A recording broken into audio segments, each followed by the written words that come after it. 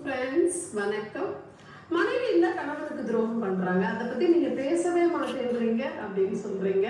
அதாவது மனைவிகள் ஆலோசனையில வைக்கக்கூடிய விஷயம், என்னுடைய கணவர் ரொமான்ஸா நடந்துக்கல, அன்பா பேசல, என்னை பத்தி கேர் பண்றது இல்லை, அதனால நான் வெளியில ஒரு உறவை தேடி போனேன் அப்படின்னு சொல்றாங்க.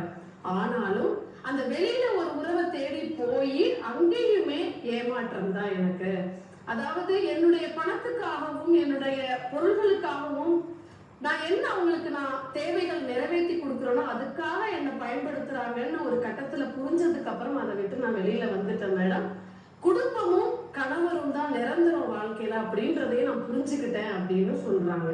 இதை தாண்டி கணவர்கள் உங்ககிட்ட அன்பா நடந்துக்கல, முக்கியத்துவம் கொடுக்கல நீங்க உணரும் போது கணவர்ன்ற பொறுப்பு அடைஞ்சதுக்கு அப்புறம் அதற்கான சூழ்நிலையை அவங்களுக்கு அமையறது இல்லைன்னு தான் நம்ம இந்த இடத்துல ஒரு மனைவியா புரிஞ்சுக்கணும்னு சொல்றேன்.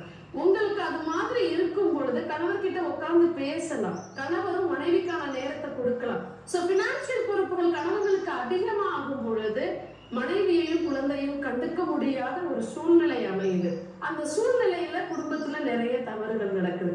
அப்போ வெளியில இது மாதிரியான தவறுகள் நடக்காதவனோ கணவனும் மனைவியும் உனக்கு என்ன பிடிக்கும் எனக்கு என்ன பிடிக்கும் அப்படின்னு புரிஞ்சுக்கிட்டு பேசி அந்த விஷயங்களை சரி பண்ணிக்கும் பொழுது கண்டிப்பா ஒரு குடும்பத்தை நல்ல விதமா கொண்டு போக முடியும் இந்த இடத்துல சொல்றேன். நன்றி.